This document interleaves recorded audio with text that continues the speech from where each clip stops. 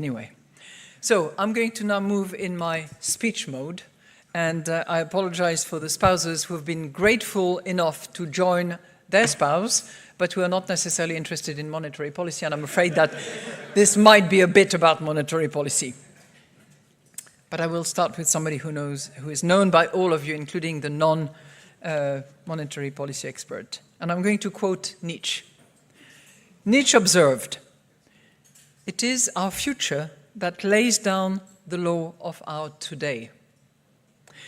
When we last reviewed our strategy 4 years ago, our thinking was shaped quite naturally by the recent past.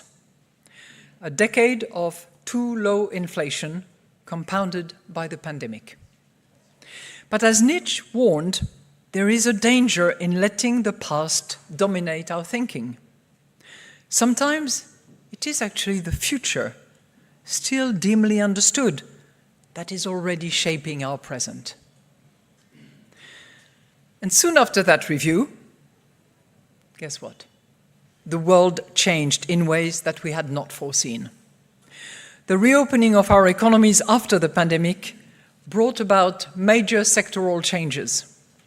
Russia's unjustifiable and horrible invasion of Ukraine triggered a fundamental shift in energy markets. The geopolitical landscape was upended, reshaping global trade. And structural changes in labor markets became increasingly apparent, driven by demographics, technological transformation, and evolving workers' preference. So given all these developments, the fundamentals of our strategy have held up well, as they should, because a sound strategy should be robust to a changing environment. Our symmetric 2% inflation target has proven effective in anchoring expectation, even though we faced some of the most severe and persistent shocks in recent economic history. And our medium-term orientation has provided essential flexibility to absorb an extremely large shock, helping to reduce the overall cost of disinflation to the economy, while still enabling a timely return of inflation to target.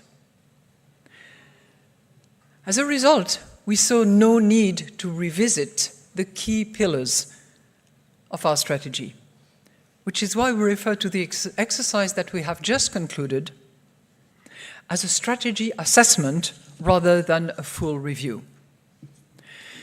And the central theme of our work has been to update the framework so that monetary policy can continue to deliver price stability in the face of the new types of shocks that we are confronting. And this evening, without downplaying the other lessons we learned, I would like to highlight 3 key conclusions that have emerged from this work that we have done. And I would like to salute those who have actually conducted this work. Governing Council members have played a key role, but those who